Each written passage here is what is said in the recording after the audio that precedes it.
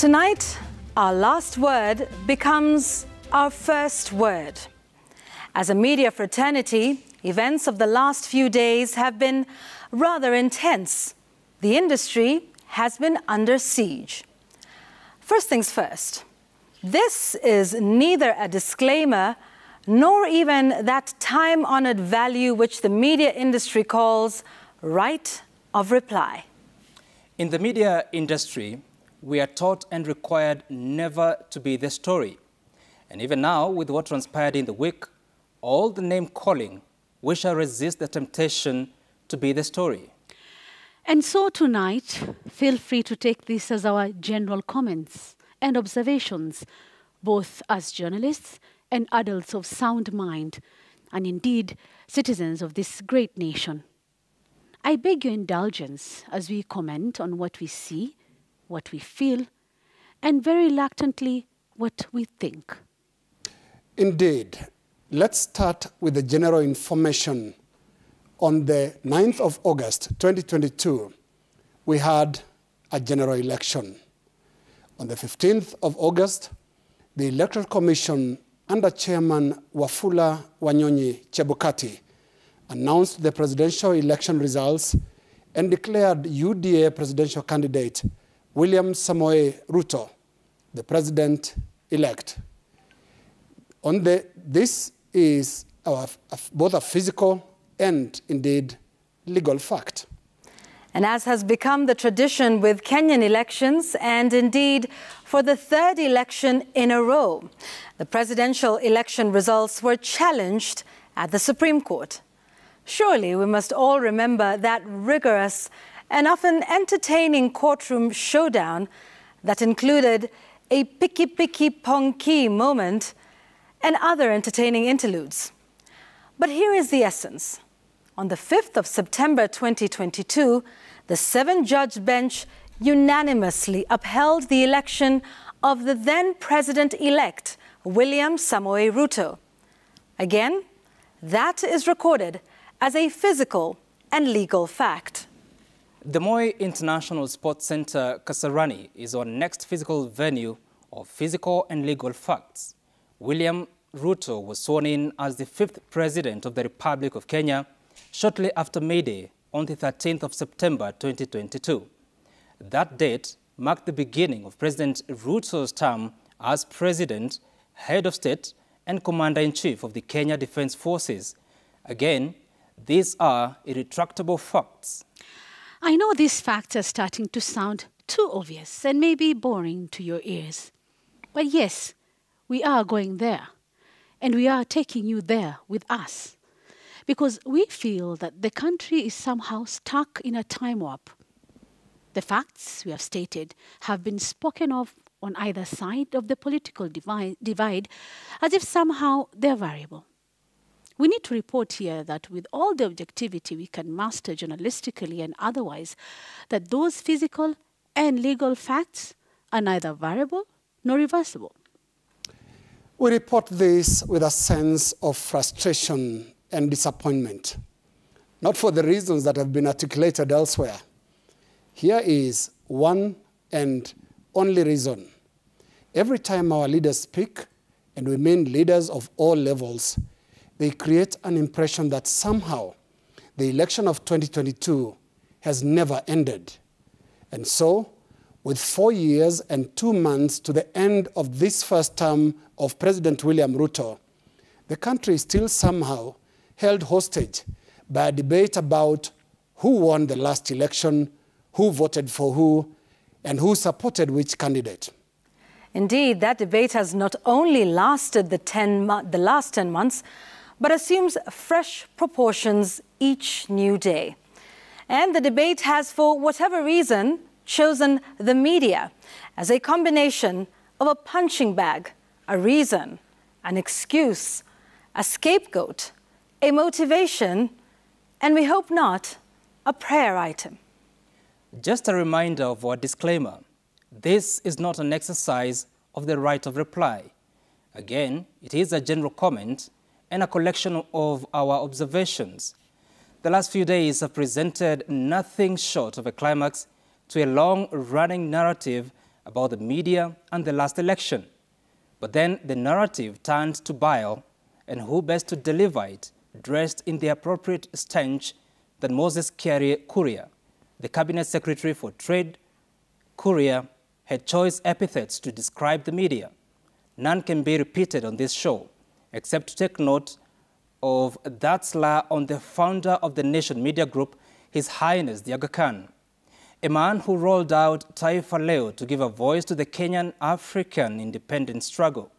60 years later, the Aga Khan was game in what is fast degenerating into a decline of national values in Kenya. We take a moment to worry. Is the decline of national values now official?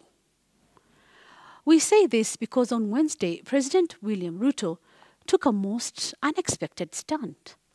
In so many words, the president defended his foul-mouthed cabinet secretary to the shock of most sober observers. The description of Moses Kuria's utterances as freedom of speech fell below the honesty threshold. Indeed, in one instance of the Safari Rally sideline, the president fell short on two issues. One is leadership, and the other one is national values. The question of Moses Kuria's language is not about the media. Indeed, media has taken worse adjectives from Moses Kuria's predecessors, like Kariuki Chotara and Mulu Mutisia, a man who thought of journalists as a mistake right from conception. And so, this is not about the media. It is about the stature of public officials and the honor of both the state and national duty. Moses Kuria is not an ordinary roadside drunkard. He is a cabinet secretary and therefore a senior member of the executive. Indeed, just a rank below the deputy president. And stature comes with responsibility. And from the Constitution to the order of precedence and titles, a cabinet secretary is an office of high honor. Honor which Article 10 of the Constitution of Kenya instructs that it must be manifested in public. And so when a cabinet secretary chooses to use vile language, society must find it objectionable. And the immediate boss of that cabinet secretary must find it unacceptable. So tonight, we disagree with the president. Freedom of speech has a particular frame in Article 33 of the Constitution.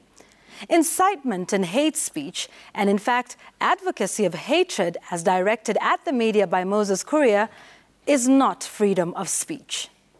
The defense of Kuria's insults by President Ruto completed a closing of ranks with the Kenya Kwanza administration, as Kuria had earlier received a similar endorsement from Deputy President Rigathi Gachagua. The trio, if we deduce it correctly, hold the media as the enemy. Indeed, previous remarks qualify this, from calling media Azimio Media to accusing individual media houses of assuming the role of the political opposition. First, let's try to have some closure on this media. Should never be perceived otherwise by government. The role of the media is to shine light in the dark places of public affairs. The role of the media is to hold power to account. So it is very likely that in the process of performing its rightful role, media is perceived as opposition at best, and at worst, as a terror outfit. Acrimony by default rather than by design is a fate of the relationship between a well-functioning media and the authorities. From George Gedhi's run-ins with Mzee Jomo Kenyatta to Philip Ochieng's firefights with Mzee Daniel Arap Moi, Rose Lukalo's brave Christmas broadcast of Mwai Kibaki's sudden resignation from cabinet, cartoonist Gado fierce, piercing caricatures, and indeed the outed Dennis Galava editorial of the Uhuru Kenyatta years and the ongoing exposés on the edible oils gravy train. Fellow Kenyans, public interest is permanent. From KANU to NAC, NAC to PNU, PNU to the Grand Coalition to TNA and URP, and on to Jubilee, and now UDA. journalists remain on duty with conviction, serving public interest, insults and elective terms notwithstanding. And so that should hopefully bring some closure on the question of the role of the media. But there is something else we need to bring to a close as a country, and that is last year's presidential election. Now, we started by reminding you of the basics, and we end by reiterating those basics, by directing this to President William Ruto and the Kenya Kwanza administration. Ladies and gentlemen, it is your turn. You are the government, and you are 10 months into your 5-year elective term. At this point, it does not matter who voted for you or who voted against you. You see, the ugly prize of winning an election is that you get to run that one country.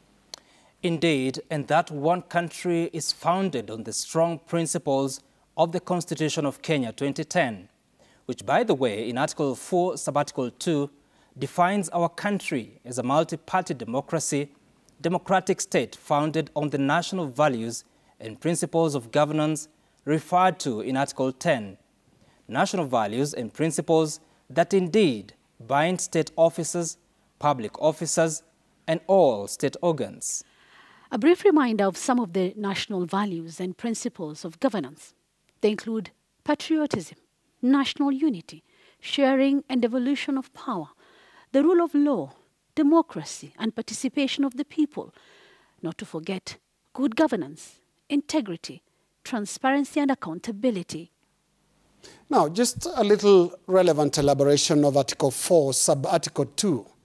Kenya is a multi-party democratic state, and that means a country of many voices and a country of multiple political beliefs and persuasions. It is time to end the guilt-tripping of Kenyans on the basis of how they voted on the 9th of August, 2022. And so here is the pledge we seek from the Kenya Kwanza administration. First, a pledge that you have taken the oath of office in various positions and broadly as the legitimate and current government of the whole of the Republic of Kenya. We also seek a pledge that as government, you will take your eyes off the side mirrors of the last election and concentrate on running the government and the country. Kenyans voted the way they voted, and a government is now in place. So now, ladies and gentlemen, let's make the next 4 years and 2 months better than the last 10 months. And that is our collective voice of the take, the memo, the sense, and the kicker all wrapped into one. This is NewsGang.